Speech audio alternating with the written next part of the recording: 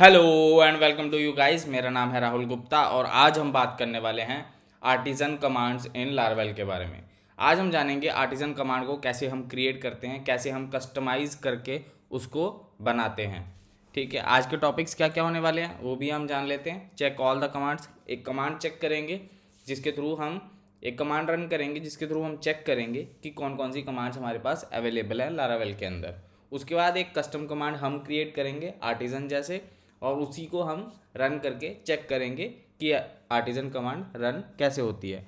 तो बेसिकली सबसे पहले मैं आपको बता देना चाहता हूँ कि आर्टिजन कमांड बेसिकली होती क्या है। आर्टिजन कमांड्स जो हैं वो हमारी, जैसे हमारे पास PHP आर्टिजन सब है, उसी तरह हमारे पास आर्टिजन कमांड्स होती हैं।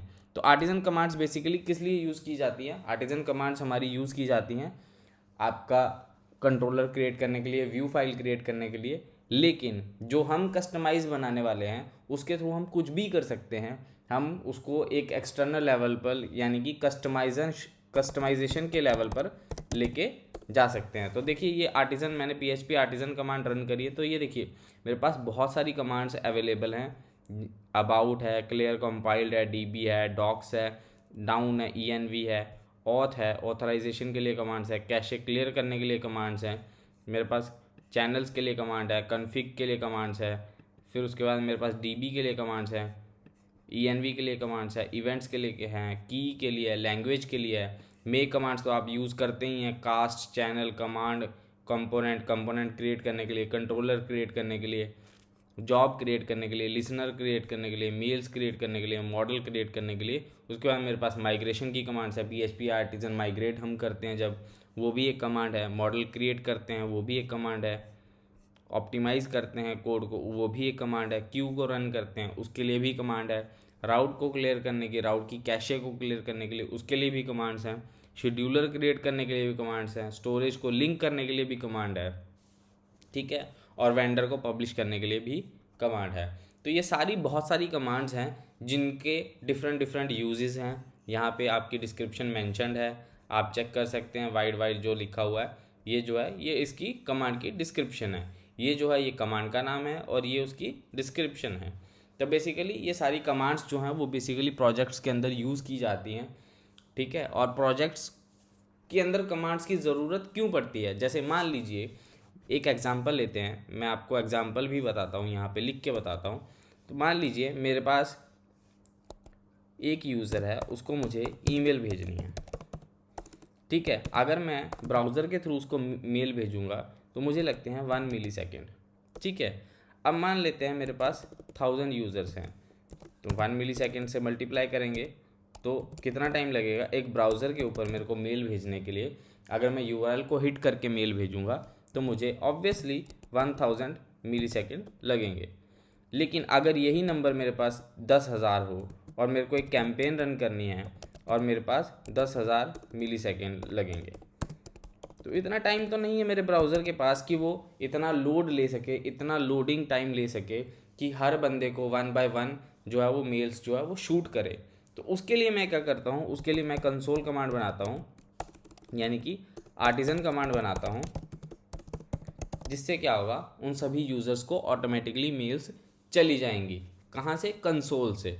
तो कंसोल पे मैं उसको लगा के क्रोन पे छोड़ दूंगा, यानी कि एक ब्राउज़र सर्वर के ऊपर क्रोन सेट हो जाती है, उसके थ्रू मैं कंसोल कमांड को लगा के छोड़ दूंगा। तो वो ऑटोमेटिकली जैसे ही उसको पता लगेगा कि कोई मेल आने वाली है या भेजनी है मुझे, उसके लिए मैं कोड लिख दूंगा और उसको मैं कोड को कनेक्ट करके इस मेल को बोलूँगा कि भैया तुम बैकग्राउंड में चलते रहो, मुझे तुमसे कोई लेना देना नहीं है, मैंने अपने सर्वर से मेल्स भेज दी हैं। तो जैसे ही उसको पता चलेगा, यानी कि मेरे कंसोल को पता लगेगा, तो कंसोल ऑटोमेटिकली उसको रन करता रहेगा और 10,000 यूज़र्स को मेल वो भेजता रहेगा बैकग्राउंड में। उससे हमारे सर्वर पे, यानी कि हमारे ब्राउज़र के ऊपर, यानी कि जो मैं URL, जैसे मान लीजिए ये मेरे पास URL है और मैं इसको जब हिट करता हूँ तो 10,000 लोगों को मेल जानी चाहिए। लेकिन अगर मैं यहाँ पे लूप लगा दूंगा 10,000 यूज़र्स के लिए और वो हिट करेगी ईमेल सर्वर को, तो वो 10,000 जो है वो 10,000 सेकंड काउंट्स होने शुरू हो जाएंगे, यानी कि लोडिंग टाइम बहुत बढ़ जाएगा। उससे क्या होगा, कुछ लोगों को मेल जाएगी, कुछ लोगों को मेल नहीं जाएगी, ठीक है, जो कि मेरी मार्केटिंग कैंपेन पे बहुत ज़्यादा इफेक्ट करेगी। उससे बेटर सोल्यूशन मेरे पास है कि आर्टिजन कमांड आप बना लीजिए। और उसको कंसोल पे रन कर दीजिए। तो 1 बाय 1 वो मेल भेजता रहेगा जैसे जैसे वो उसके पास आती रहेगी। और यहाँ पे कोई लोडिंग टाइम भी नहीं होता है, तो इसलिए ये सभी यूज़र्स तक पहुँच भी जाएगी। अब हम क्रिएट करते हैं एक artisan command, custom artisan command हम बनाने वाले हैं। तो हमारे पास कमांड होती है PHP आर्टिजन मेक कमांड, और कमांड का नाम मैं रख लेता हूँ मेल। ठीक है, तो मैंने मेल कमांड नाम से एक वो रख दिया है क्लास। चेक करते हैं तो ऐप के अंदर ऐप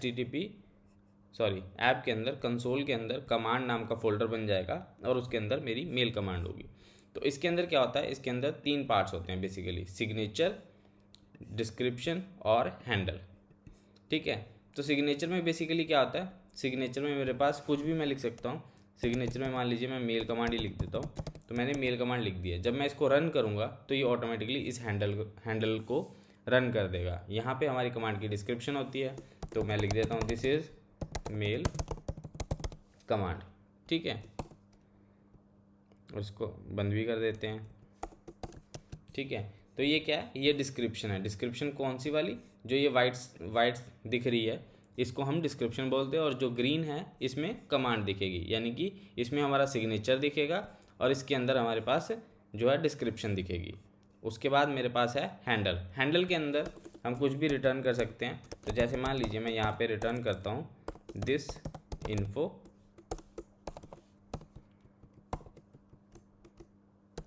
टेस्टेड।